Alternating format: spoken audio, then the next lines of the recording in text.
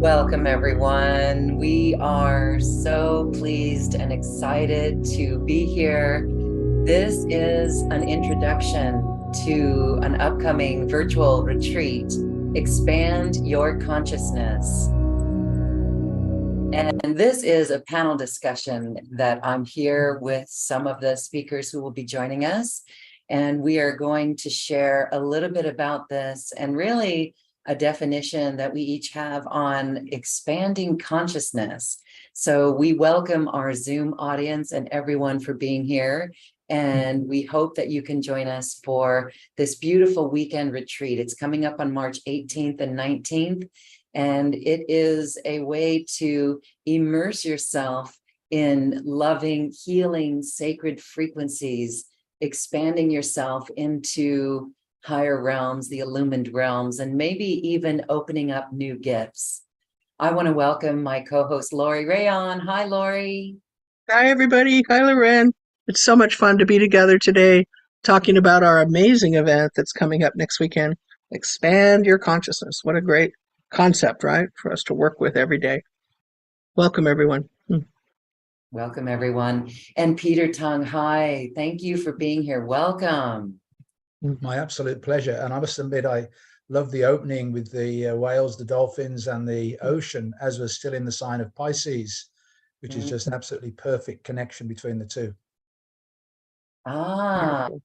Let's have you go ahead and start. We've got some others who are joining us, and we'll introduce them as they come on. Peter, you do magical work with the gene keys, and you mentioned Pisces, and we're in a very powerful time right now. Do you want to first share on this energy, this timeline that we're in and experiencing? Well, I'm getting chills all over right now. So the answer is obviously yes. I don't know why you chose this weekend specifically, the 18th and 19th, but it probably is leading into what is going to be the most powerful week of the year, from my understanding. And it is the 25th gene key is the gene key of the spring equinox. And the 25th gene key is this very powerful gene key that takes us from constriction, where in our lives, if we didn't receive the love that we needed as a child, we get constricted and it closes us down to the space between the heart and the throat. So whenever you feel a tightness in the upper chest, it's the lack of love that you really need. And the city of this gene key is universal love. And so this is the spring equinox sowing the seeds of love. And it's achieved through the gift of acceptance. So it's really important to accept in totality all that's happened in your life, because it's been a setup for your success now. So whatever's happened is happening for a reason, for your own spiritual growth. So my understanding is, as we go through the period of Aquarius to Pisces, and then the turning point into Aries, which is the new beginning right in that week after the retreat. So what we're now building to is letting go of all the old stuff that we're done with, so that we can create space inside ourselves to receive this download of higher frequency energy. So the title of the retreat, Expand Your Consciousness, could not be any better. And my understanding from all sorts of sources is that that week is going to be opening up to a higher level of frequency for us to absorb and take in. And so what we're being invited to do between now and next weekend is to spend this week really looking into any areas where we've got stuck energy inside us. It's where we are clogged. And funny enough, in a couple of sessions this week, people said to me, my toilet's blocked, my drains are clogged up. And I just laughed, because that's symbolic of the need to clear all of that out and let it and get into flow. And the other piece that I think is really important to understand is we've done all the hard work, we've done all the heavy lifting, and now it's just relaxing into the knowing that this is the opportunity for us to absorb these higher frequency energies coming in. And I think from my own perspective, the key word is allowing. Allow it all to flow with ease and grace, coming in through our higher self into our physical form to open us up to these higher energies. It is being called the apocalypse by many, and the apocalypse means the revealing, and it's the revealing of the truth of what's been going on in the planet in the last 100 years, 1,000 years, and the last 3 years, all in one go, to reveal the truth, but also to reveal to us who we really are, which are these magnificent multidimensional beings. So I want to congratulate you for choosing this weekend for the retreat, because it's a wonderful setup for everybody through the wonderful guests that you've got lined up for that weekend, and each of us bringing our own particular element to the journey through the process. So I just want to congratulate you for that, for choosing this weekend, however that was done. Well, it was originally given to me just by guidance, and I run everything, as some of you know, past my partners, Master Cat Buddha. She's sitting here. And then Loren and I met, and, you know, we agreed. She felt into it too. And I mean, it was a joint decision, but it seemed obvious that this was the good choice. So thank you for confirming that. I find it so interesting because we didn't know about the astrology going into this. We didn't plan. No. And this happens all the time with these events. We just pick a date, and then when we show up on that date, we're just amazed at the energies that are supporting us. And so to me, that is tuning in to this higher perspective, listening to the guidance within, listening to the heart space within, and it never gets us wrong, and it creates such magic. Do you want me to talk about the actual astrology itself? Say that again. Would you like me to talk about the actual astrology itself that's important? Yeah, we know that March 23rd, is it March 23rd? Not only is it this equinox, which I'm here in Costa Rica, and the days and the nights, the sunrise and the sunset are exactly equal. Exactly. Right here on the planet right now. And so to me, that's fascinating. And the rain has just come back after like 5 or 6 weeks of no rain, to witness Mother Earth and Gaia. I feel like crying, coming back and offering us this gift of the rain again. It's just so beautiful. And so March 23rd is very significant. Do tell us. Well, there are 2 major transits. The first has already happened.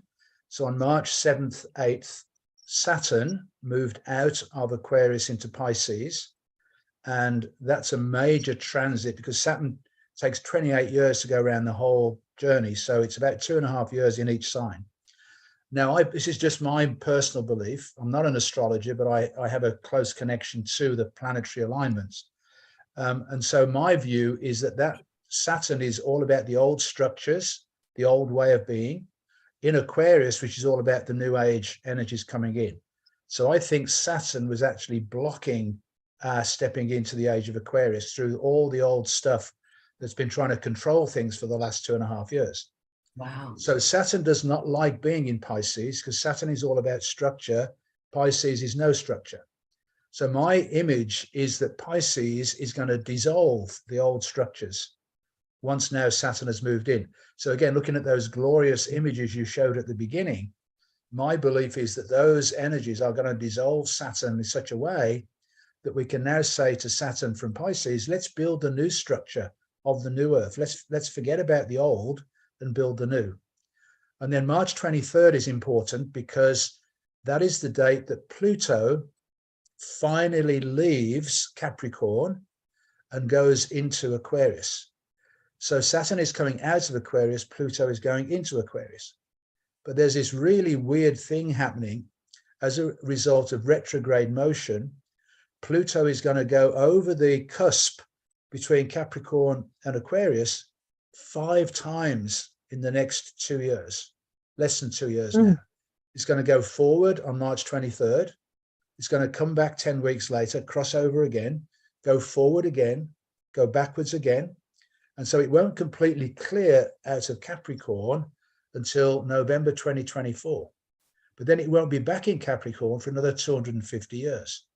So when you look back 250 years, what was happening then? It was the American Revolution. It was when the American people decided to break away from the British colonial influence. So now we're looking to break away from the colonial influence over the whole globe that's been taking place, all of the control factors taking place. So I feel that Pluto, the transformer, is eking out all of the corruption on the planet to set us completely free during this time. So that's March 23rd, but the other date that's been mentioned is March 22nd as this opportunity to open up to these higher frequencies coming in, for us to just to absorb these higher frequencies and step more and more into our multidimensional selves. Now, I'm sounding like an astrologer, and I'm not, but what I do is I link together the astrology with the gene keys. And the beautiful thing about the gene keys is that they provide you with this really deep, profoundly positive core stability to help us navigate through these challenging times. Because as you're very aware, the energies are really intense right now, and it's bringing everybody's stuff up. Every timeline that we've lived through history is now coming up for us to deal with it. And so it's very intense and very challenging, particularly in our relationships. And so the gene keys provides this opportunity to, first of all, understand why all of this has happened to us in this lifetime. Why is it that when I was a child, this happened? Why was it as a teenager, this happened? Why is it this happens in my relationships? And the gene keys gives you this insight into all of it so that you can realize, wow, this was supposed to happen. This was my choice for this life. And now I can navigate through it and set myself free. So I've been on this journey for well over 40 years. And from my perspective, it's the most profound and safest way for us to reach enlightenment. And that's why I spend my time on it every single day of my life. Well, I can personally say after working with you, Peter, it was so transformative. I would just highly encourage everyone to tune into Peter's talk next week and to connect with him personally if you're so guided.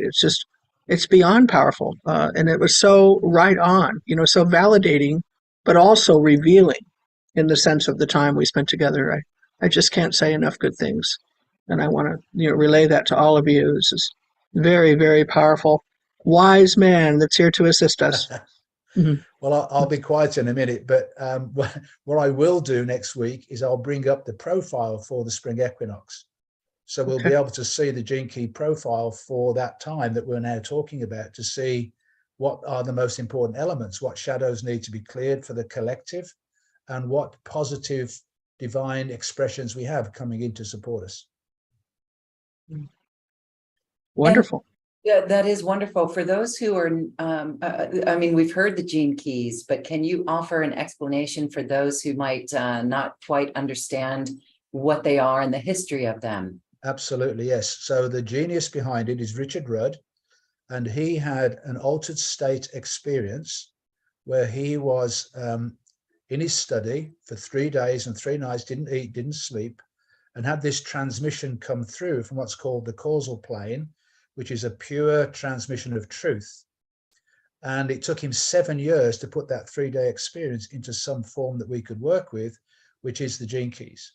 And what he was shown was how the I Ching, the Chinese I Ching, brought down this information from spirit into physical form through those 64 keys, or what they call hexagrams. And Richard was shown in this experience how the 64 hexagrams of the I Ching correspond precisely with the 64 gene codes in our DNA. So this is about the activation of the higher frequencies of our DNA inside us. It's like unlocking the codes to our higher frequencies. They're already there, but they're blocked because of all the stuff that we've suffered through in our life. So there is a process that you go through with 11 gene keys, which are your primary gene keys, to look at how your life has unfolded to bring you to this point.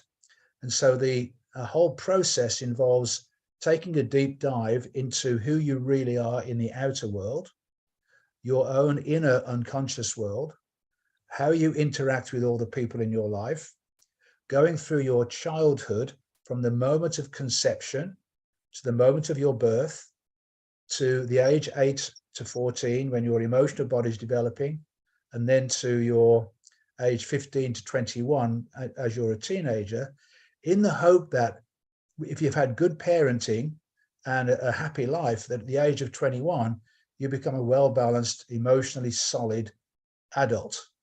And if you've had any trauma before that, then you can arrest yourself to that time and look like an adult, but still living a childlike experience. And so that brings us to the core wound, which is the ancestral wound that you are carrying on behalf of your ancestors. It's not your wound, but you, for some crazy reason, decided to wear it in this lifetime and to clear it. And the beautiful thing is, because you know the gene key and the line number, you know exactly what it is that you are needing to work with to clear that wound on behalf of your ancestors. And so you then can clear it by doing your own work with it on their behalf. So you're just doing it for them. They don't have to do anything. And although they may be passed on, they may not, it still works through their whole system. And so that takes you to the end of the second sequence, the Venus sequence. Then the final sequence is how you bring all of this learning out into your life in the way in which you live your life now, offering yourself in service for the greater good. And in the session that I do, I'd spend about an hour with people going through their own personal profile based upon their moment of birth and their location of birth and the time of birth. And it's amazing, Lauren, how precise this is. It blows me away every single day when I can ask pertinent questions of people about what happened in their lives at certain times. And it brings it all back to the surface to be cleared and healed. It's a very profound system. And it's also very safe, because the first area you go into is to create this core stability so that you are fully present and grounded in your body to deal with all of this stuff. Amazing. And so there's deep healing that comes from this. And we, as you said, we chose that core wound, the ancestral wound. So we're actually clearing the ancestral lines. Exactly. Mm-hmm. And you've seen people transform their lives. Are they shocked when this comes into their awareness, or they get it? It's really interesting. A lot of people get it like in the moment and, oh, that's what that is. Oh, I get it now. And others, it's a few days later. It takes time to percolate up to the surface. So some people get it immediately. Some people, it takes a bit of time for it to arise. But then what tends to happen, and the beautiful thing about all of this, is synchronicity. So when you open yourself up to wanting to know the truth, then stuff happens to show you things that you need to see. It's beautiful.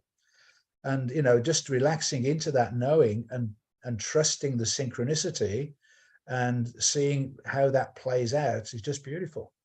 There's also a very wonderful aspect to the gene keys, which is called the dream arc, which is a connection to all the animal totems. So every gene key has associated with it a shadow, gift, and city creature. So the shadows are all the creature crawlies, like the fish, the reptiles, the snakes, and that sort of thing. The gifts are all the mammals, and the cities are all the birds.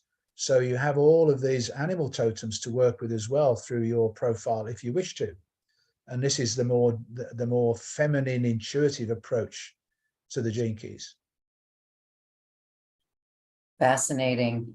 Thank you for sharing on that. There's folks in our chat saying that they never really understood it, and you make it very clear now, and it's wonderful. And so we're going to ask our panelists about expand your consciousness. What does that mean to you, expanding consciousness? Do you want me to answer that? Yeah. Well, expanding your consciousness to me is just recognizing that we already have this higher frequency embedded in us. So it is just about releasing the lower frequency energies so we can step into those higher frequencies, and then becoming more multidimensional in our nature. So trusting and believing that we can step beyond our physical senses and start sensing beyond whatever that is for you. So one of the things, for example, that has come to my attention is people who are connected to Mother Earth and nature. The trees, which you've got magnificent trees behind you, are wanting to communicate with us. Now, if you don't believe they can, they can't. But if you can open yourself up in your heart and just sit amongst them and be with them in stillness and silence, you may well start getting some inside information, which could come as a feeling, it could come as a word, it could come as a vision, it could be any aspect, it could be a smell. So we're wanting to expand on our physical senses to incorporate more and more of those other realms. And then there's the angelic realm, and there's the ascended realm, there's the star beings, there's source itself. And we've just got to believe that we have this inherent connection to that, and then just open up to it and go on this wild adventure and having fun with it. That's how I see it. It's beautiful. It's beautiful. Yes, perfect. Thank you, Peter. Is there anything else you'd like to share? I think that's loads. Thank you. Thank you. I want to welcome Laura. Hi, Laura Eisenhower. Hello, everybody. Great to be Hi, Laura. here. Hi, Laura. Hi, Peter. That was amazing. Wow. That's so awesome. Good to be here. Yeah.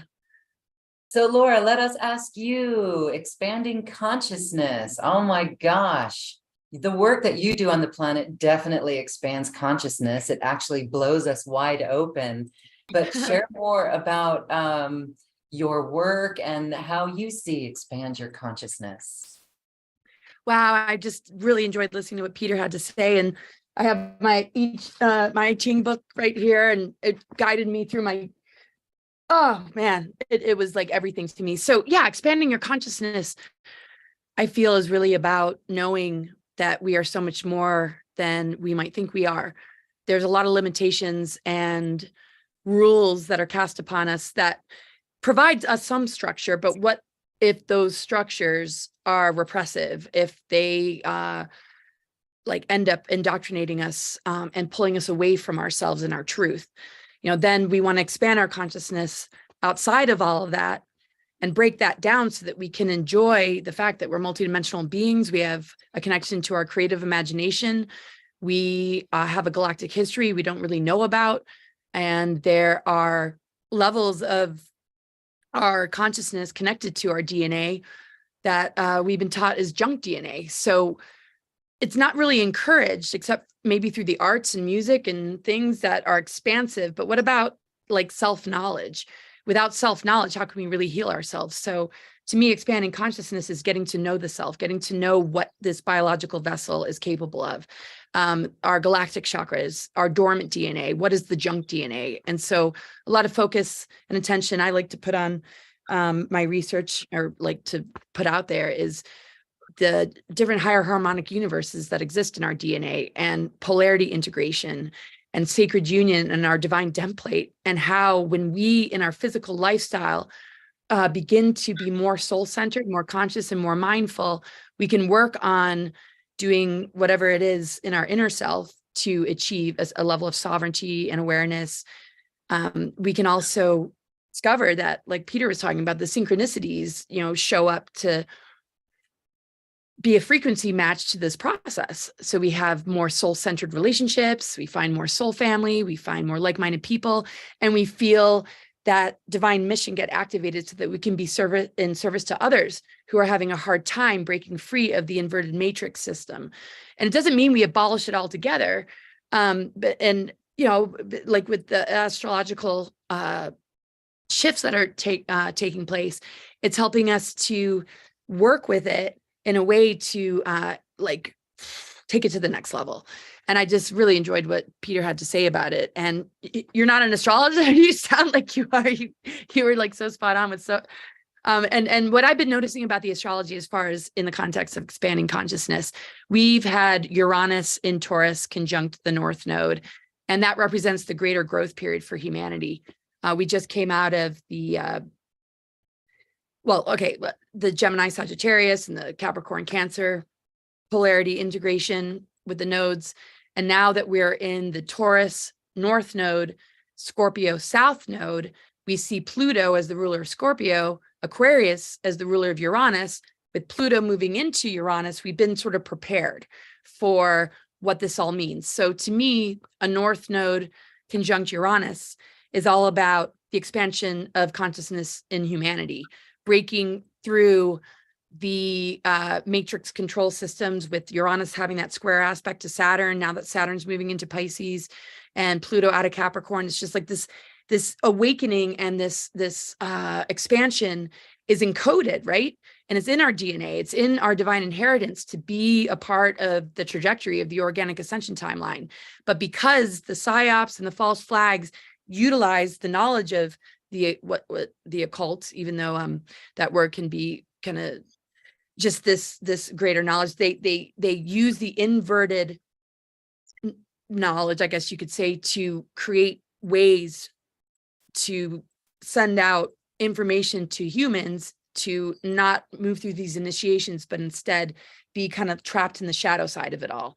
So when we see a lot of the dark agendas and some of the things that they're presenting to humanity, and we look at the astrology going on, we see these inversions that are kind of holding people captive to a process that they can initiate out of through being willing to expand their consciousness out of the system.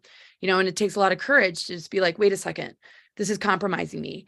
I want to use my skills and abilities and talents that I learned in the school systems and actually take it one step further with the expansion of consciousness that allows a person to work more with Mother Earth, more with our own resources that we can pull together, more with our own leadership abilities to begin to rebuild things more in connection to cosmic and natural law, instead of an inverted system that is actually siphoning and harvesting and using our energies to supply this sort of shadow cabal what it wants in order to maintain control. So we have to expand ourselves out of it and cut the cords, just as much as we would want to do that in a relationship if we felt we were being repressed, controlled, manipulated. Whether you're the masculine or feminine in the relationship, doesn't matter what the dynamics are. If there is a patterning of feeling, locked into somebody else's projection or somebody else's manipulation, with betrayal going on behind your back, and not wanting to see those red flags, we need to expand beyond that by, cutting the cords and finding our own space, being in nature and realizing, whoa, there's a much bigger picture. So we can redefine our self-worth, not based on how others tell us it should look like. You have to achieve this or do this for me or do that for me in order for you to be rewarded. No, what about take our power back and ask ourselves, what is our passion? What inspires us? What are we here to bring to the table? And where are our boundaries, so that we can say, wait, that is not me. I do not accept that. I do not consent. And this is who I am. And if you can't resonate with that and flow with that and respect that, and not allow me to love and respect you in return, then we can't do this. And so we have to do that with the outer picture, and remember that we are the script writers. We are co-creators. We are elemental beings.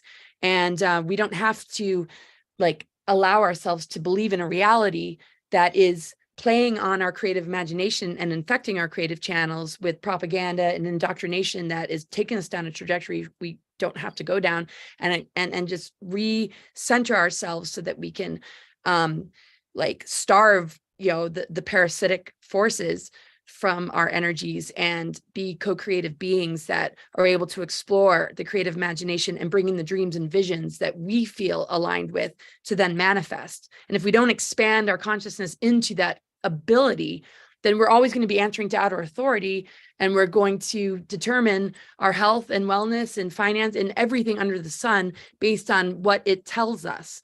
And that's not an expanded way of being. So it doesn't mean, you know, we have to throw the baby out with the bathwater, but as we move into the Pluto, Aquarius, and Uranus and Taurus, and the expansion of like human consciousness, it's like, where do we need to cut the cords? Where do we need to come together? Where do we need to look at ourselves? Because when the Jupiter, Venus, Chiron conjunction in Aries, you know, has been happening throughout the week, and it's been just hanging here, it's really helped us to look at where our broken heart and where our ego is being affected.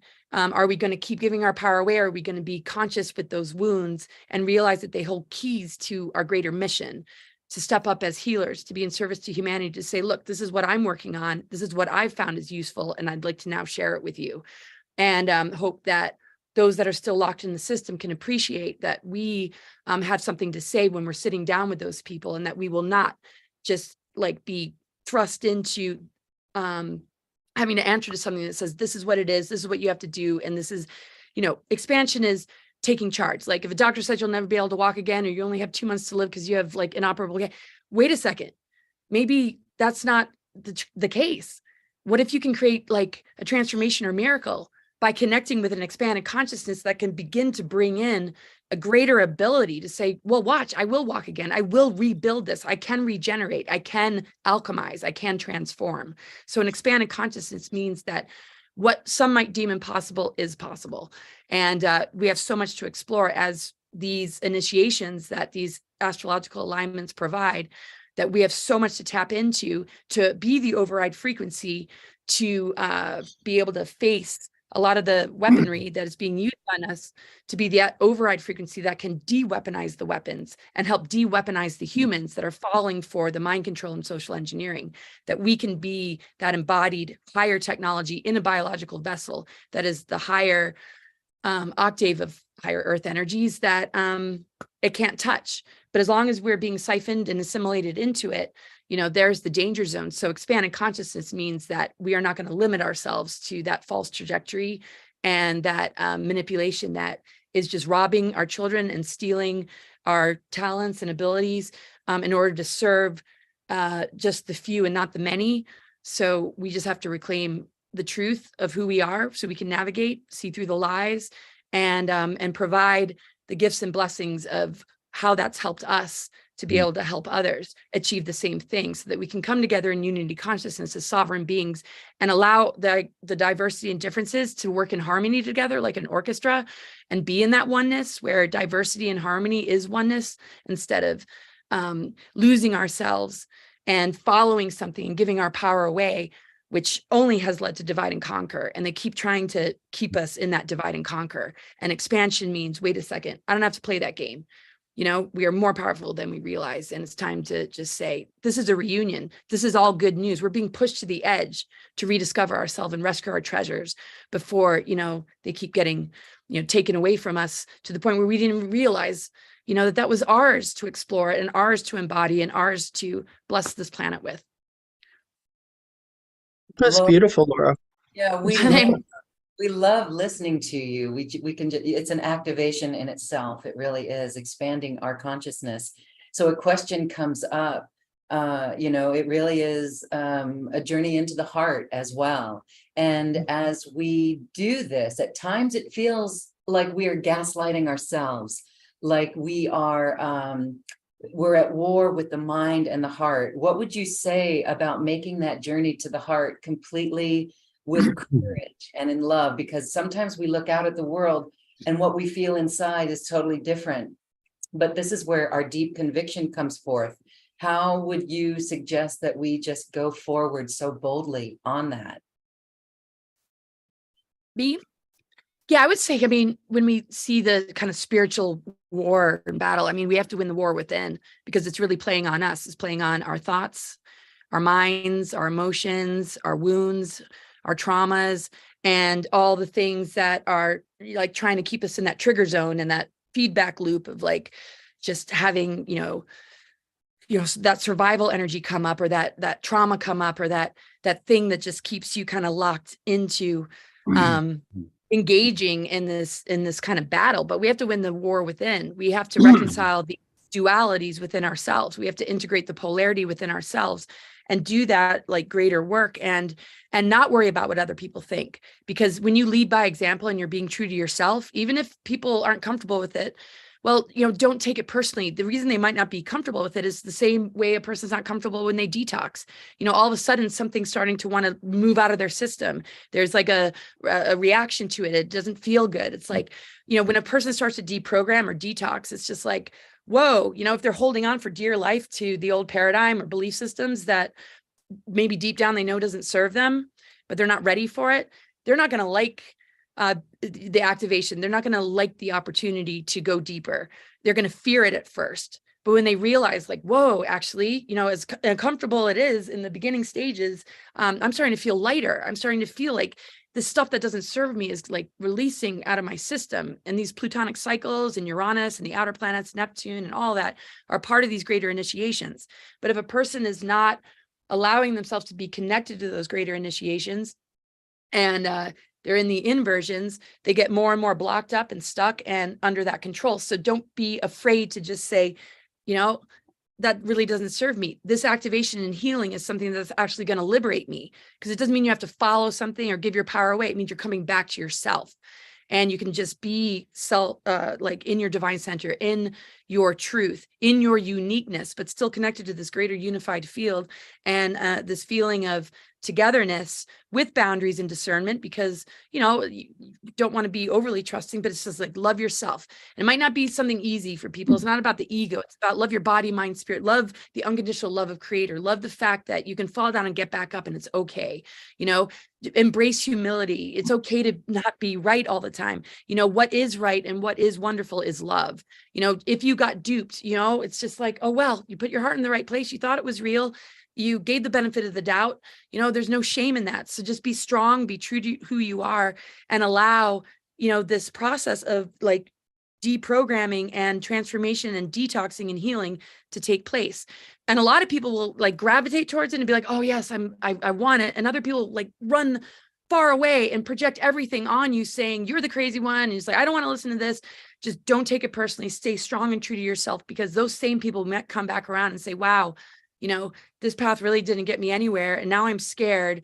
Thank you for still loving me and holding space. And I'm sorry that I threw all that at you, but like, we don't reject those people. We might need to have a temporary boundary, but they might come back around. And then we need to have the open arms to say, yes, it's been really rough. And it's okay, that you were temporarily locked into that. Something that wasn't your truth. It has nothing to do with following something that maybe I have to say. It's the opportunity for you to show up as you, as a sovereign, authentic, true being, and for you to accept me as the same, so that we can appreciate each other with love and respect. And until that resonance is there, let's just not take it personally. Pat yourself on the back for staying strong, regardless of the feedback you get. You're going to get a lot of love and support for it. You're going to get a lot of criticism and a lot of reaction. But just remember who you are and move through it. Move through all the elements of yourself. Cry when you need to cry. Be angry when you need to be angry. Make sure that fire turns into the passion of your purpose, and that fire element isn't out of control, and that you can channel and direct it in the right places, because that's a lot of your life force, right? And when it's blocked, people get angry. It's like, okay, well, remove yourself from the thing that you think is blocking it, and hold that container for yourself to be able to do this within yourself and to generate it. I mean, even if you're locked up, even if everything's been taken away from you, you can still be free within your own being and create miracles and unlock the outer cages, because your consciousness is not buying into the victimhood or the enslavement, because you are internally free. So just focus on you and the advanced biological vessel that you occupy, that it might be dormant right now, but look forward to what you're going to discover, because it's all there waiting for you. Thank you Thank again. you, Laura. Beautiful, beautiful. So beautiful. activations. We are activated and we are on fire. I hope everyone is feeling it. I want to welcome our other guests. We have Grandma Chandra, we have Emmanuel, hi, and we have William Linville. And so we're going to get to each of you as well. Let's first go to Kat and Grandma Chandra. You have to unmute yourself, honey. Yeah. To click the microphone to unmute. Thank you. I'm terrible at technology. You're doing fine. Thanks to everybody. We love all of you. We know some of you. Others we get the opportunity to know through this wonderful event that Lori and Loren have put on for us. Grandma went deep in the middle of Laura's presentation. Grandma went down deep. This is when she's working. She looks like she's sleeping on the couch, but believe me, this is her work. Okay, Sean, you wanna? Working. Okay, so that's as much of her face as you're gonna get, folks. That's just about it. Okay. Do you want me to speak, Kat? Nope, not yet. Okay. What she wants to say is that she has a service to humanity that she's been doing since she opened the business. She opened the business when she was 16. She's going to be 40 years old this year on April the 12th. Anyone who receives a reading from her, a full reading, has a free forever service that they can ask questions of her through an email. And this alone is, to my mind, primal service to humanity. She's always connected with her clients. Because of this service, I mean, again, it's free. People send us checks. We just got $1,000 check from somebody who was extremely grateful for everything that Chandra's been able to help her with, that she's cleared her path, that she's on her way to ascension, et cetera, et cetera. So we have very, very, very beautiful, not just money, but gifts from people that come to her because of this service. Now, we want to go back to Peter, and she wants me to read, if I can bring it up here, if I'm not too technologically challenged, her message. You got it. Go, read the message. Okay. Let me just say thank you, Lauren. Thank you, Lori, for bringing us all together at this time, because this time is so critical. What Jima wants to tell us is we've been waiting, we've been working towards, we've been doing our homework, we've aspired to be in 5D and beyond. But what we don't recognize right now, because of the need to expand our consciousness, is that we're there. We are there now. And Chandra puts out a Friday message. I'm going to read her message that came out today. Now is the time for everyone to come together. You have everything you need. You have learned everything you could. You have gathered all the grids and fields that you should and have by this time. Time to start living in the new reality. Stop saying that you are going there. Stop saying that you are getting there. Now you are there. You are living there now. This is the main concept that I very strongly want all of you to take into your heart and start living it.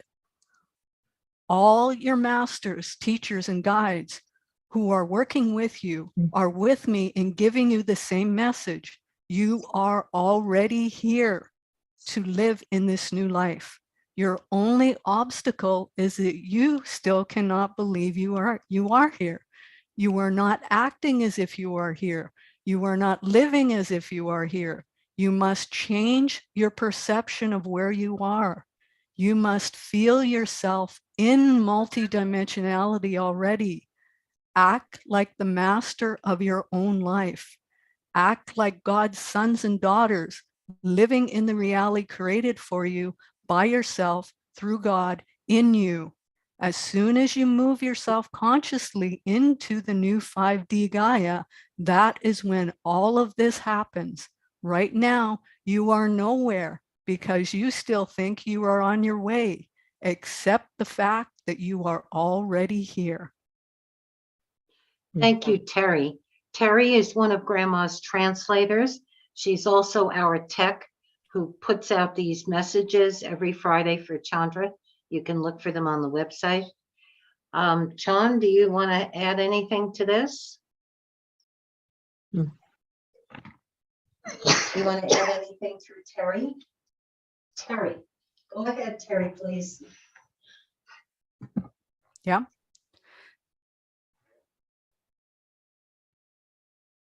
So what's important to recognize is that we are more than we truly think we are. We're used to living in a linear world. We're used to living under a matrix. That matrix no longer exists. We now live in the quantum reality. So we have so much potential. In fact, what's important is to recognize that everything now comes from the heart. The more that we can see the beauty in the life that exists around us, the more that we can recognize that and be in gratitude and be in appreciation of it, the quicker that we can change our frequencies and be able to see the bigger picture of where we are. Because our world is like a reflection. It reflects back to us what we think and what we put out.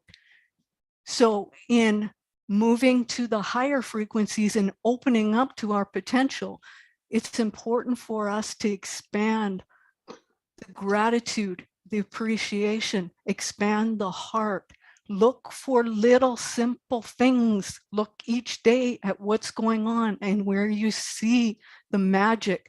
Our ability to manifest right now is so fast and so almost instantaneous that we can put things out and they'll come back to us. But what we have to make sure that what we put out there is what we truly want, because it will come back to us.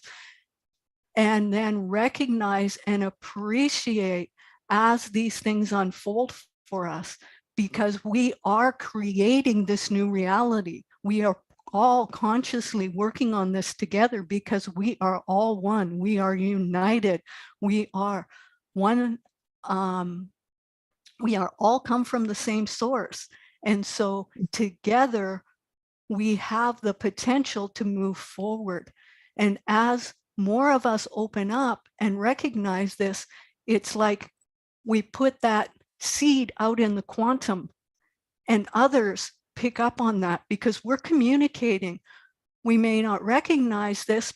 Some people do, others don't, but we are constantly communicating with each other. When our auric fields cross, we're downloading from each other.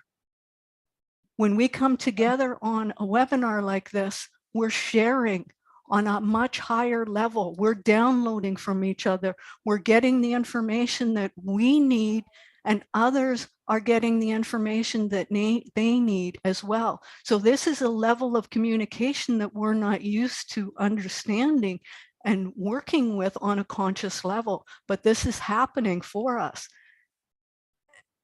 And so appreciation, live from your heart, see the beauty in every day, and you will, like a flower, start to open up and expand and see more and raise your vibration. And as you raise your vibration, you are able to absorb more of the light and frequencies that are coming into our planet right now. And those light and frequencies are very, very high.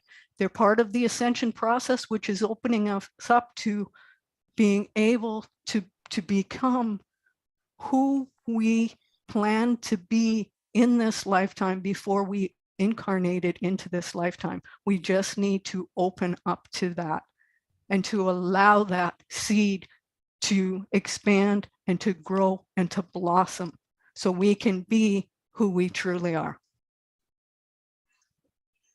Thank you, Grandma. Thank you, Terry. Thank you so much. Just wanted to share with you guys something.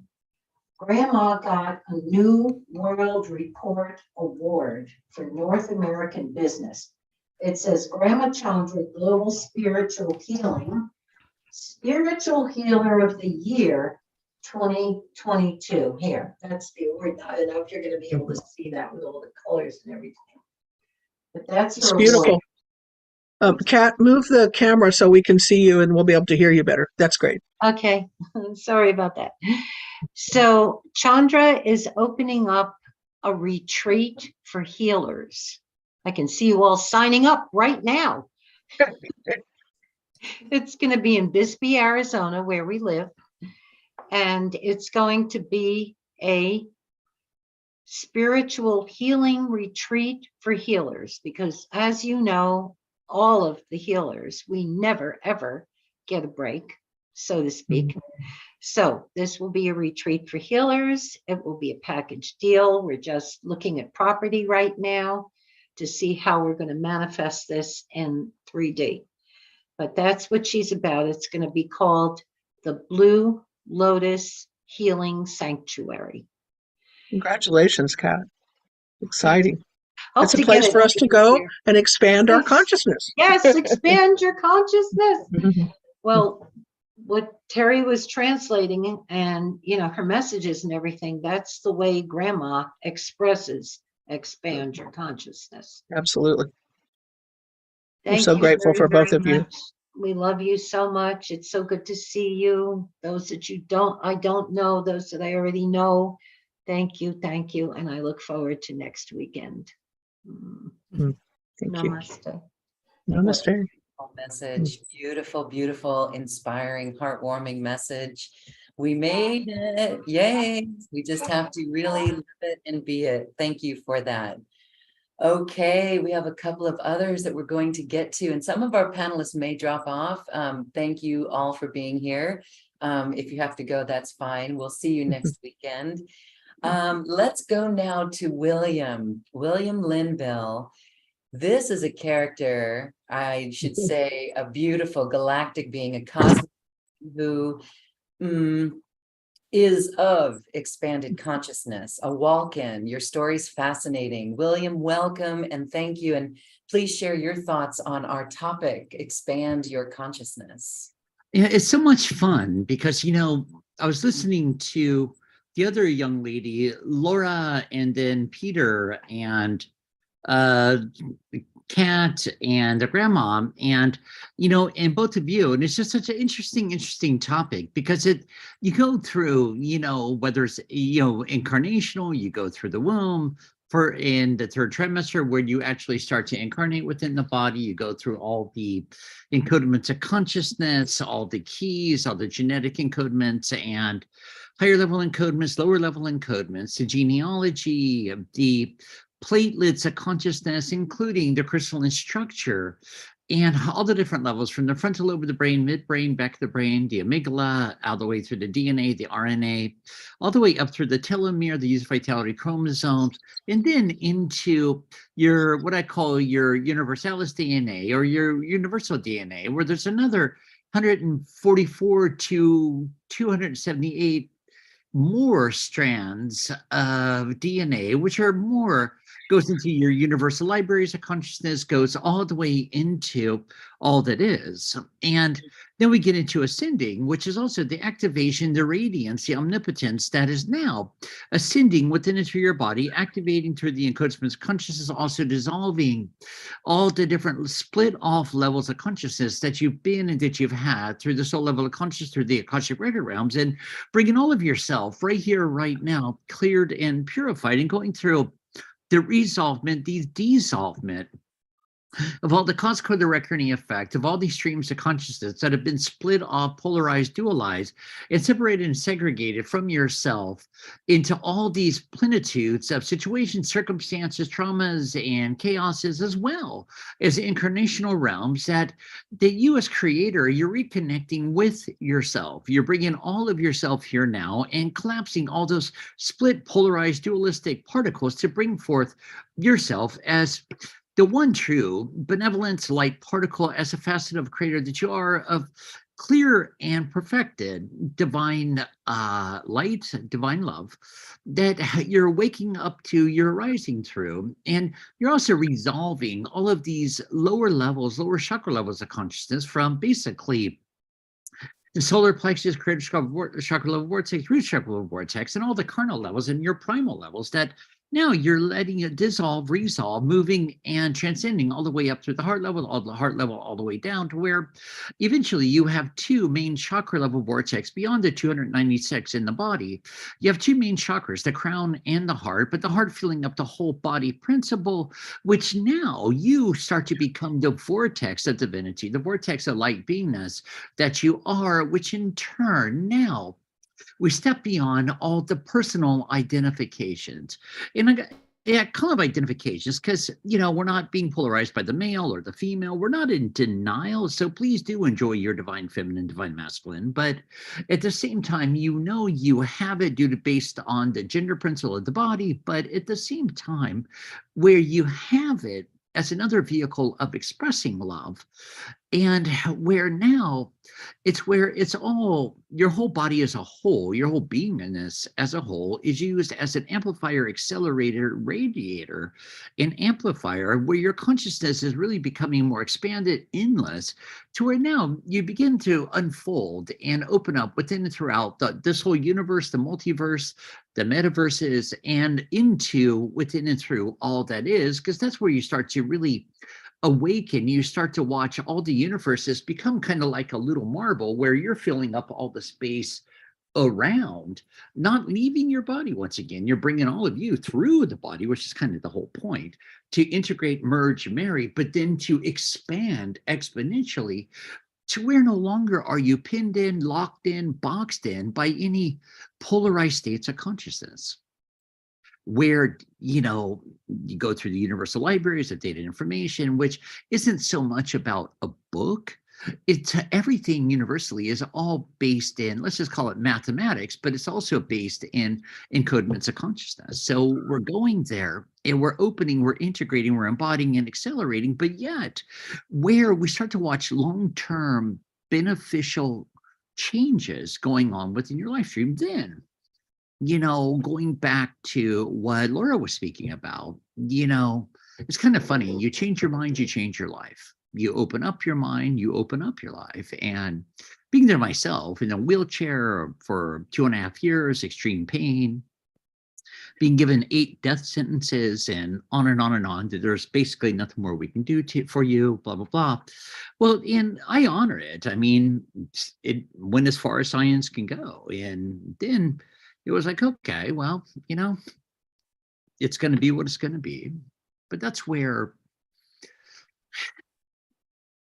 all the old will stuff started dying off, and where your heart started having sensations, speaking of detoxing, things like that, where the cells, they start to, it's like a total strip down, a total dying off, where the cells start dying, all the old memories, old archaic memories, the cause coordinate recording effect of it. When you're saying bring it on, let's go, you're really experiencing bring it on, let's go. Anything and everything that's held you hostage is being broken down, dissolved, resolved, and of course physically you're going to feel sensations. But it's kind of awesome because all the sensations you're feeling or experiencing are all in benefit of you vibrating faster and faster, which vibrating faster, it's the same thing as ascending. You're ascending in vibrational frequencies and megahertz of light to higher levels of consciousness. And you start letting your whole fabricated reality dissolve, collapse, and metamorphosize for your personal enjoyment, which in turn, obviously, affects the plant kingdom, mineral kingdom, oceanic realms, the animal kingdom, and all parts of the whole planet, to where you're vibrating into the whole metaphor of the whole new earth that's really already here. Now we're watching all the old archaic debris literally blazing away and burning away, and all the out of integrity activities, behavioral mannerisms, all of it's coming up into exposure. And it's nothing new. It's been there for eons. And we're watching two polarized sides, both, take it out back, do what you got to do. But we're watching all those be exposed and dissolved because humanity as a whole collective is saying enough. Mhm. Isn't that awesome? That's awesome. In the body, and I mean, it's kind of cool because the body, it's unfortunate, but the body's like the last one to catch up.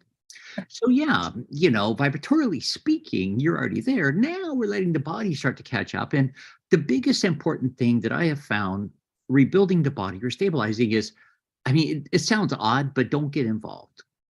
You gave the thumbs up. Now let's let the body do its part. Let's not become afraid. It's kind of like, hey, body, start rebuilding yourself. Oops, my fingernail hurts. Like it has a spot. And it could be this, it could be a fungi. It all gets wrapped in the head. You told your body to detoxify. Let's let it leave. Goodbye, goodbye, goodbye. You told your body to re-energize, vibrate faster. So yeah, all this gunk is going to come up and because it's leaving, and where you're becoming freer, but you see, you gave the thumbs up. Now it's not about holding on to your body. I mean, the whole thing about mortality, immortality, about fear of death, which is kind of funny because not even the body is a fear of death. Only the ego has the fear of death because the ego's afraid of losing control. Now, but you're not the ego. That's the cool part. So you're letting it it's like claws on a chalkboard kind of thing, nails on a chalkboard, where it's like, we're not trying to punish anything. The ego is not your evil stepsister or brother or whatever, or redheaded stepchild. The ego is something that's been created by all the stuff that it's been told, it's been taught to be considered normal. How it's supposed to be, should be, and then pain is bad, comfort is good. The point of life is to be undisturbed, which is the primal belief systems. Now, it could be being abused every day, and that may be your comfort zone. So be it. It keeps you on your toes and all that. But what happens, because comfort zones are interesting because you're created to outgrow them, not to be stuck within them, which spans your consciousness even more. And then you create another comfort, then you outgrow that comfort till eventually everything is comfortable. And you don't have any twinge or angst in your mind, your body, your consciousness, or your world, because you start to remember you are creator here, embodying, integrating, and expanding throughout creation. So we start to realize there's nothing to fear, not even fearing fear, because fear is just a misinterpretation of what is. Isn't that fun? It is. It is. I love the way you describe really conscious creation, which is what we're evolving to. Yeah. Is that each person is taking responsibility as they awaken for thoughts, words, and deeds that before, were part of the culture or the system or your family life. And we're waking up to that's no longer necessary to believe in the competition and the greed and the lack of integrity. We have our own individual sovereign ability to move beyond that and to come to unity and diversity, as Laura said, and so well said. So it's so exciting to see the world wake up and expand. And of course, that starts at home, doesn't it? It starts with us. Absolutely. It's kind of funny because if we could all step back for a minute and take a breath and say, all right, you know what? Let's just cut to the chase. I've been lied to my whole life and multitudes of life. So now what am I willing to do about it? Which is kind of cool because if you've been lied to your whole life, multitudes of life, on and on and on, now, what a load off. Now we can start expressing and exploring as you now, not through the eyes of mom, dad, Uncle Bob, Aunt Susie, whatever, not through the church, not through the eyes of others, but through your eyes as creator now, exploring creation. I love it. It's like walking the street and I can look around and say, wow, man, I really wasn't ran over by a bus. So I can let go of that fear. And, it's from the littlest to the biggest. It's all returning to the heart, is where only love prevails. If people could just learn that when they were children, we can imagine how the world would be different if we could navigate out of the analytical and into the heart, where only love is present in its myriad of forms. And Yeah. I know that's what's happening now, and that's certainly why we're doing this event, is to share that concept that love is all around you, love is you. Yeah. But yet, through the diversity and the uniqueness of our authentic selves, we come together to unify and to create this beautiful new earth where love is the presence. Yeah, and that's what's happening globally. It looks Yes. kind of funky at times, but it's everything that hasn't been lost. I mean, It does look funky at times, but we come back to here and we know all is well. yeah, exactly. Mm. Then how best can I assist? Yeah. So great to have you with us. Oh, and Thank you thank for you for joining. having me. So, and thank you for this beautiful event. What a major life changer. Thank you. We believe it is. We're just delighted you're here. You know, some of the people are commenting that they haven't really been aware of your presence or, hear you speak. So it's extra special from that perspective to open you and what you have to share with a new audience. Mm. Well, thank you. It's truly such an honor, and it's just so cool because there's no end. There's only one way, which is up and up and up, and we're going up, up, up vibratorily, but it's really you going into you, just dumping all the stuff that's not you. Yeah. Good riddance. Happy dumping, everyone. Yeah. Wow. Take out the garbage together, right? Yeah. Have a bonfire.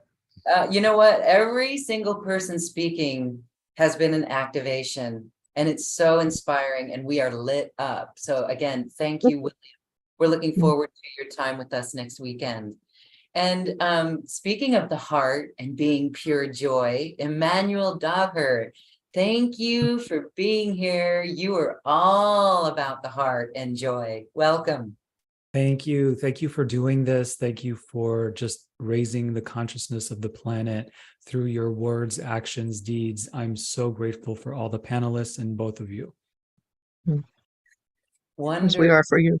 Yes, we're so glad that you can join us. I know that you're a very busy person, as all our panelists are.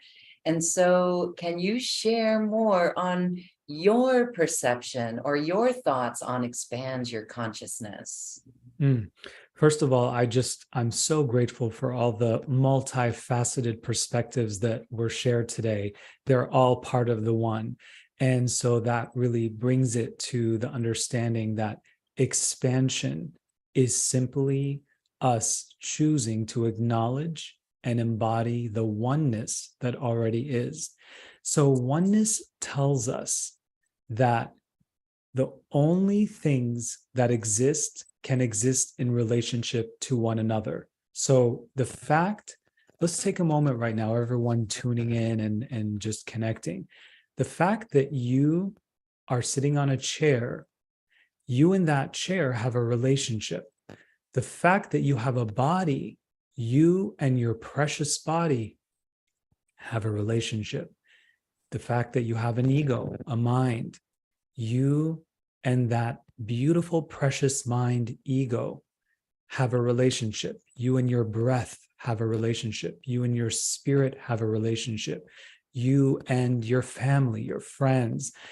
The thing is, though, oneness can be a really challenging topic to cover because there's a lot of complexities that are out there, and it can, there's religions, there's new age, there's doctrines, there's so many things that complicate it. But I've found that the more simple something is, the more oneness is able to fully be realized. So from that space, I want you to just close your eyes and just really be in this moment. And as simple and as trivial and as lifeless as your chair or the bed or the couch, wherever you're sitting, that might be, I want you just to acknowledge what that thing has done for you over the years. Has it nourished you, allowed you a safe space to rest, to rejuvenate, to relax? What are some of the things that this thing that you thought was just there as this lifeless object, what has that done for you? And I want you to acknowledge all of those things that object has done for you. And when you can, just express deep gratitude. We are so grateful. We are so grateful to this chair that has supported you through good times and maybe not so good times, through times of contemplation and just reflection. self-inquiry, watching TV, whatever it is. Let's just be in that moment. What you have just done is you have acknowledged oneness. This is you expanding. And the way that you know that you're expanding is, I know that William was talking about the body. The body is a barometer of your spirit. It's an extension of your spirit. And it will tell you through feelings and sensations whether something is connecting you to the oneness that already is here within you and all around you. And if something is constricting you and separating you, making you believe that you are separate from that oneness. So when you think of all of those things that that simple chair has done for you, how do you feel? How do you feel? What are some of the feelings and sensations that come up for you? Do you feel gratitude? Do you feel peace? Do you feel lighter? Do you feel more space? Or do you feel constricted? You know, sometimes the mind wants to come in and judge and say, oh my gosh, how was I not aware that this thing that I was just thinking was there was actually serving me? And oneness, for oneness to fully be realized, it's really about balancing the service to self, which is what most people are these days, not empaths and healers, but most people are very self-involved because of the fear matrix that's really projecting a lot of that hold over people. But that's changing, as we know. People are dropping from the mind into the heart. But what is important to understand is that what if we can balance our service to self equally with the service to others? And some of us who are healers and empaths and people who are very like sponges, we're always wanting to make people feel better and absorb. This is also important for you to understand how to balance the service to self component. And the way that you can begin is simply by honoring the three aspects of yourself, which are mind, body, and spirit. So in this moment, no matter what judgments you've had, no matter what expectations you've had, no matter what beliefs and thoughts, I want you simply to acknowledge your body and all that it has done for you. It has brought you here. The fact that you are here and you've been through all of the goods and the bad and everything in between, I want you just to acknowledge that and express deep gratitude to your body. You are in a relationship with your body. Every relationship, for it to be fruitful and to thrive, has to have balance between giving and receiving. This is oneness. This is what expansion is all about.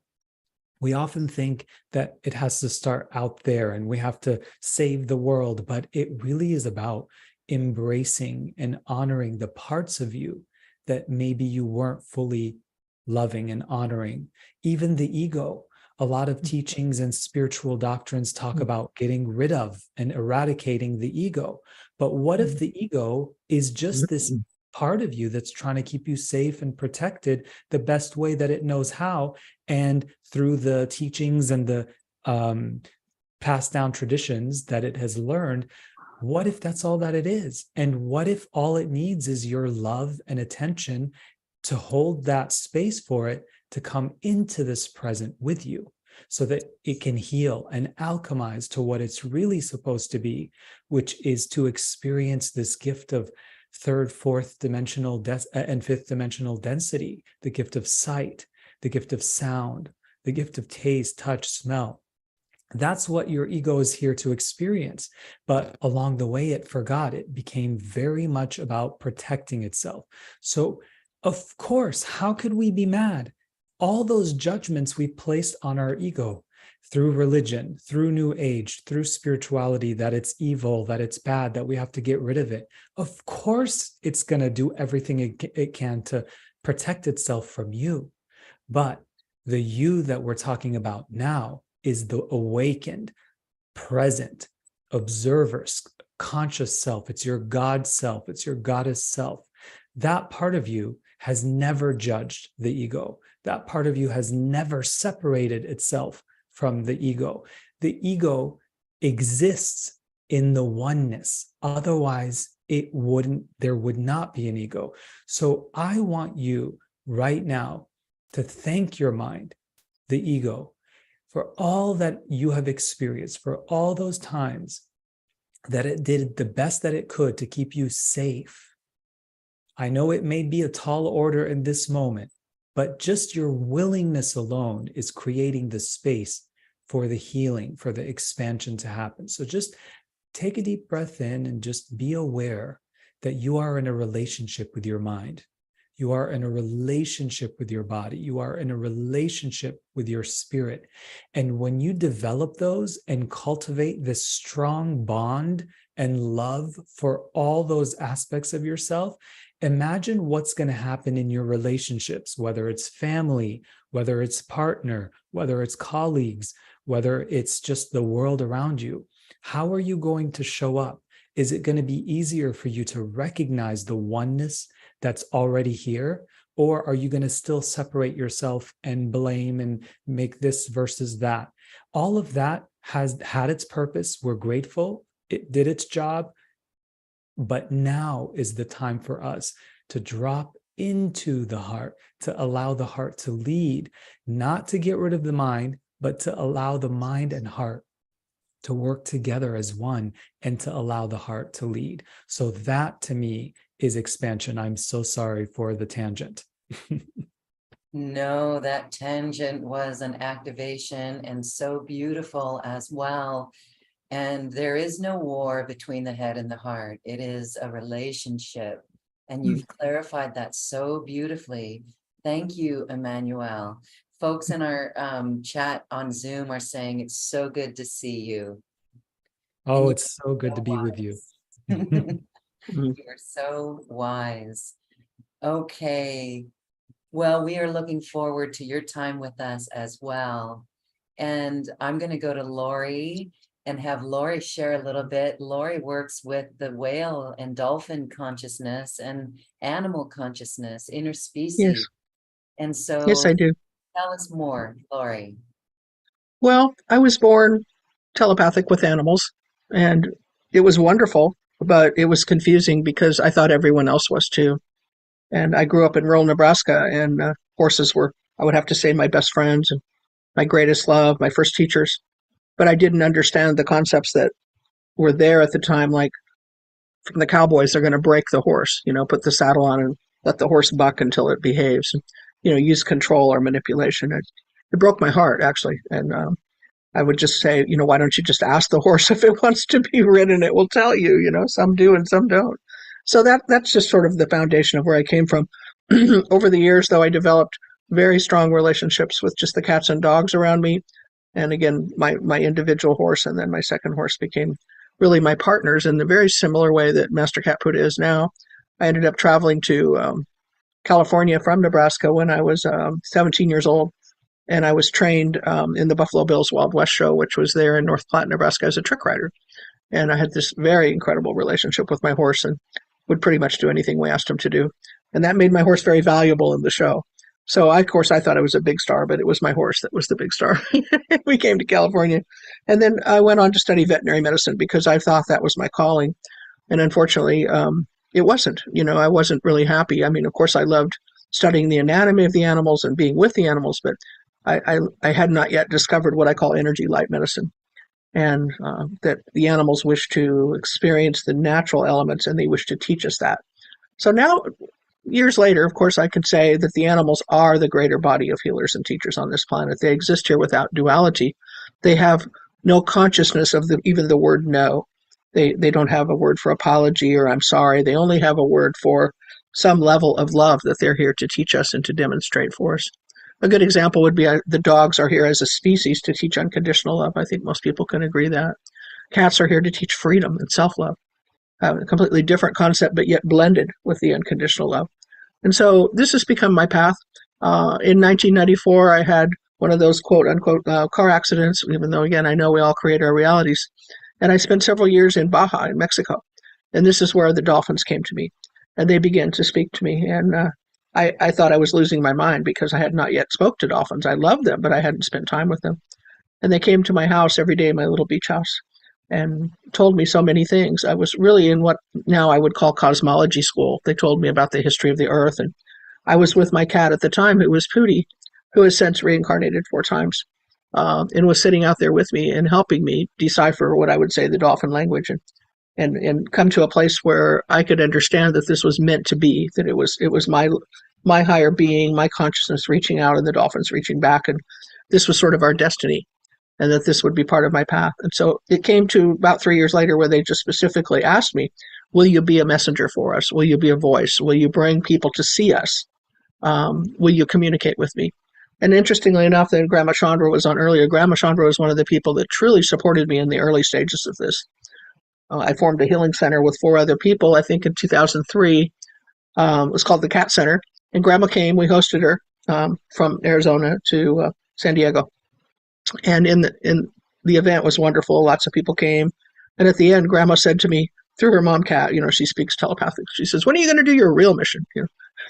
So I am doing my real mission. At that point, I was translating messages from the whales and from the Pleiadians and helping people receive those codes of creation that activate your life. And she looked at me and she said, your real mission is to go out on the boats, to take people out to meet the dolphins and whales, those that want to. That's part of it. And you need to do that, to see them up live and personal, And at that point I said, well, I get seasick. I can't do that. I've tried all my life to go on boats, and I got sick on airplanes. I got sick in the backseat of the car. And she said, so are you going to heal that? Grandma Chandra would say. And I said, yeah, I'm going to heal that. She said, okay, I'll give you 30 days. I'm going to go home and I'm going to come back. And when I come back, we're going to do a boat trip.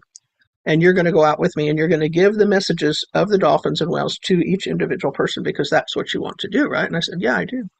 And she said, and if you get sick, then I'll do the messages. But I think it's time you heal that. So I did. I mean, I really worked on myself. And I was terrified, but I did it. That first boat trip, she was right there with me.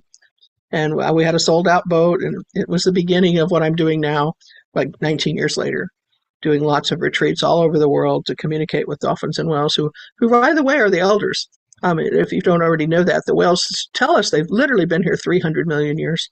They originally walked upright on the land. They have 5 fingers in their pectoral fins. They are the elders that have come to set the stage, so to speak, for humanity to be here. And they exist in multidimensional realms. And of course, they're here to help us understand our multidimensionality. And so that really came in strong for me in 2008. And over the years, working with people individually and doing some retreats and classes to expose people to this consciousness led me to the place where I am now, which was 4 years ago. The whales came in and I started to work with I call the cosmic whales, the white whales. There are only 12 of them on our planet. And they told me actually through my partner, Puda, in 2011, they would return to the planet on March 3rd, 2012. And we were to go to Kauai to the Stargate there, which I didn't know about at the time. And we are to receive them back to the planet. And then they would come back and they would begin to teach us how to activate our light body in an accelerated fashion for those that are ready to prepare for ascension and to move the timeline along. And it was a pretty big statement. It was a pretty big mission to take on. But I called a lot of people, including Grandma Chandra and other people I respected. And every single one of them said, not only is this true, we're supposed to go with you. So we ended up with, I think, 68 people going to Anahola on the island of Kauai for a week-long retreat to greet the white whales and to rediscover another level of the Lemuria, which was the first golden age. And so over the next year, the white whales came in kind of into my office one by one, and they told me that they were going to have a physical form that they didn't yet have. Only one white whale had a physical form, and that was Migaloo in Australia.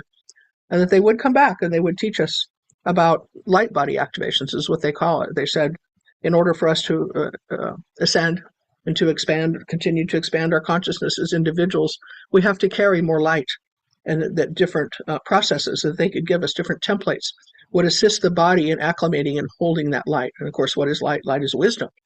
Light is, energy. It's the true self. So we are transferring, as many of you know now, the carbon-based molecule, the water body, into a crystalline body. And I know one of our speakers is Patricia Cota-Robles. She speaks on that.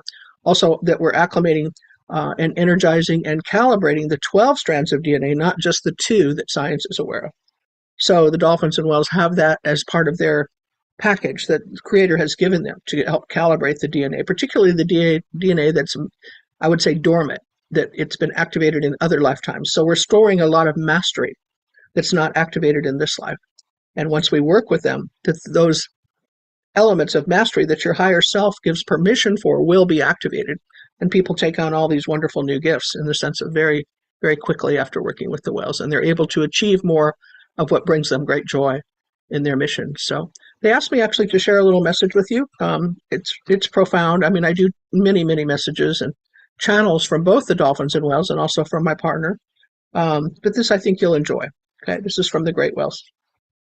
Beloved humans, we are your elders, and we are the molecular librarians of Earth's history.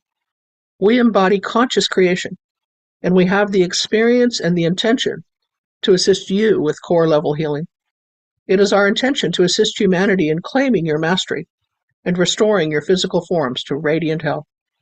As you awaken your dormant DNA, you will naturally evolve into awakened geniuses. You will then live and create from your hearts in communities across the globe, where you change the outdated and broken structures of medicine, of education, of government, and sustainable living. Connect with us now, and we will accelerate your intention to evolve. We are solution energy. We are the great whales, and we are your elders. We represent the cetacean nations of Earth, and we are cosmic creators. Namaste. So I love that message. I think it says so much in just a few words about who they are. So it's been my great joy, my desire, and my honor to continue to share their wisdom. Almost 5 years ago now, I created what is called, with their help, the Whale and Dolphin Energy Light Medicine School. That's a mouthful, isn't it? Whale and Dolphin Energy Light Medicine. And we're training other people. We're actually all over the world now. We're in 13 countries to become facilitators of these templates that the whales have given us, and also the DNA activations the dolphins have given us. And they're becoming professional certified practitioners in the arts that the whales are literally teaching us. So it's becoming very deeply connected to the origins of the planet and where we were, and all, of course, where we're headed, and of course, where we're going. And it's so, so loving. It's so beautiful. And we're so blessed to see what I call miracles almost every day or every time we work with someone. It's a very accelerated type of healing. So we encourage you to check that out. And during the event next week, everyone's going to receive a whale healing, a light code activation, actually. And of course, you'll get to hear some words from my partner, who's literally here. Hold on here. Oh, your camera's off, Lori. There it is. Yeah, I see. Sorry about that. I was going to take off the background. So. Oh, so you can show Huda, yes. Yeah, she wants to say hi. Okay. This being truly is my partner. She's in a cat body, but we're fully telepathic, and she's actually just turned 15 years old in this body, and she's been with me since that first experience I told you about with Pootie, where I learned to talk to the dolphins, and that was in 1996. So we've been at this a while, but the soul continues to come back, and she continues to teach, and we're fully telepathic, and many people are. She's very easy to communicate with. If you were here in the physical with us, when you wanted to come for a whale healing, she would lie right on your body. She likes to physically as well as etherically work right alongside the whales. She works with Endar crystals, and she's teaching classes, actually, some through Lorenz Network on cosmology and galactic lineage. And she has that wisdom. So I've learned so much about Hollow Earth and about, the different starseed races that seeded us, 204,000 years ago, she says. So it's pretty exciting to have that knowledge and that wisdom. And she's actually the purest, most loving being I've ever had the chance to really live with and work with. And because you can see, she loves the camera. She loves to travel. She's been all over the world with me. I think to Hawaii about 10 times, and to the Caribbean, to Mexico, to Canada. And we've been really blessed to work with Cryon. They host us quite often. So we'll be presenting together, won't we, honey? Yeah. So this is Master Cat Buddha, the aspect of Seth. Yeah, there you go. Beautiful. Pretty cool. So thanks, Loren. Wow, really, really wonderful and so special. And we thank everyone for being here and joining us today. And I want to just say in the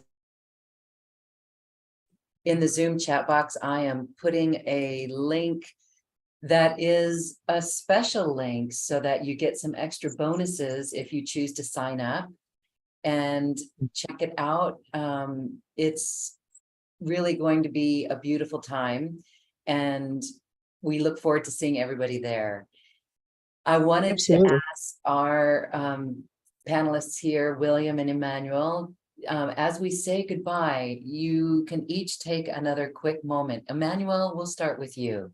Final thoughts. Thank you. Thank you again for today. And wherever you are right now, just take a moment, place your hand over your heart, and just really be grateful to yourself. Just be grateful to your whole essence, your whole being, even the parts that sometimes you feel, a little hard to love or like, or, be able to be grateful for.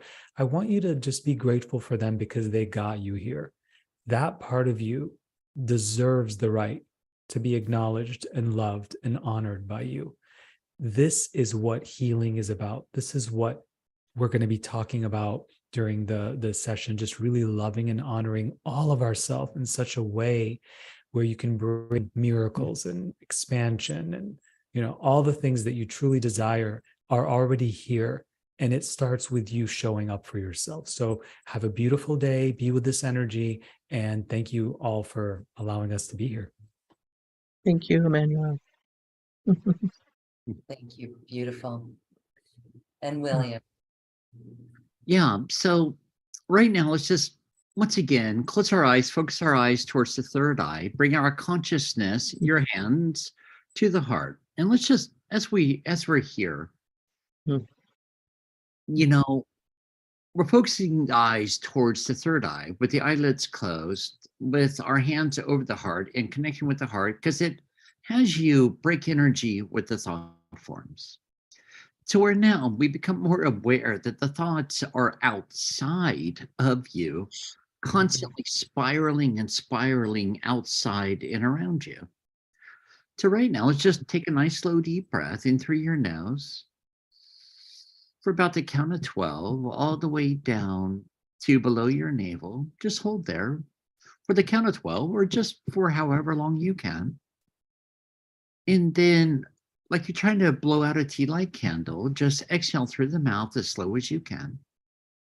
And as we're exhaling, let's remind ourselves, I am loved, loving, and lovable. I am love. And take another deep breath, and just this time, inhaling through your mouth, feeling your whole solar plexus relax, release, your rib cage expand, your abdomen expand. A nice deep sigh, releasing all the past and all the reasons and experiences that have showed you and tried to talk you into perceiving that you're anything less than loved, loving, and lovable, or love. And right now, let's just ask ourselves, as I am loved, loving, and lovable, I am love. What is it that I'm willing to accept within my life? How am I willing to be treated? What am I, or what have I been, and what am I now willing to accept to be treated with, or talked to, or experiencing within myself, through myself, and even within and through my life stream? What right here, right now, have I been letting be okay that maybe now is just not really all that okay? You can tell right now in your solar plexus if it's either really loose, open, relaxed, where you're, I can have a deep sigh, all your organs are dropping down into place, stepping out of fight and flight, and the parasympathetic nervous system's relaxing. Or maybe it's still tied up. And if it's still tied up, let's take another breath in through your nose, all the way down below your stomach, stand up, put your feet shoulder width, inhale, getting on your tiptoes, hold, and then as you exhale through the mouth, like a deep sigh, falling back on your heels, jolting all the organs back down into place. And it's a question only you can answer for yourself. What am I? How am I willing to be treated? Talk to you. Not about good girl, good boy. Not about what it could have, should have. Not about your moms, your dads, partners, ex-partners, or anything to that effect. Employee, employer. As a whole right now, as creator expressing through Carne, you of and as creator have total power over what you're willing to accept into your mind, your body, and your world. And of course, you have total power over what you're not willing to accept within, through, and around you in the world. Dear ones get confused with accepting and allowing. Allowing is where there's a fine line between allowing and martyrdom. There's a fine line between accepting it and being walked on and martyrdom. Like smile, grin, and bear it. That still comes up as martyrdom. And now, as we take another breath, just relax, decompress. This is where the ego thought forms kick in. All those deities that say, well, you deserve it. Well, you just got to accept it. Well, you might lose your job. Well, blah, blah, blah, blah. All these survival justifications. But I guarantee you, when you say enough, the universe is going to jump in like never before. New opportunities are going to present for you all around you. Doors are going to open up like the doors are flying off the hinges to support you. Because you see, you're welcoming back all your energy, all your power, all your soul fragmentations to yourself. You're welcoming it all back, cleared and purified. And this is where the universe does jump in and support you, because now you're following your heart, your divinity, and now even your guides, your angelic realms, archangelic realms, and ascended host realms are now literally supporting you, because now you're not putting them on hold by allowing yourself to be mistreated and put on hold. You're coming out of the basement, you're coming out of all the hiding places, and you're shining the light in which you are, because you are loved, loving, and lovable, because you are love. And there's no justification, excuse, or reason that could factually be anything different. Namaste. Thank you, Helen. Loren, do you have any closing remarks or comments? Wow, I just want to say that I'm floating and we feel so light. Again, I'll repeat that this has been an activation, and what a gift for everyone. We invite everyone to join us. As you can see, the beautiful speakers that were here today will be joining us, along with Patricia Diane Coda-Robles and Rita Melchizedek, Elizabeth Wood, beautiful beings that are here on a mission to assist you in stepping into your mission and your power and your beingness of light in service for New Earth. So thank you everyone for being here. We love you and we thank you for your bright light. Thank you, thank you, thank you. To everyone. Thank you. Namaste. Namaste. Namaste.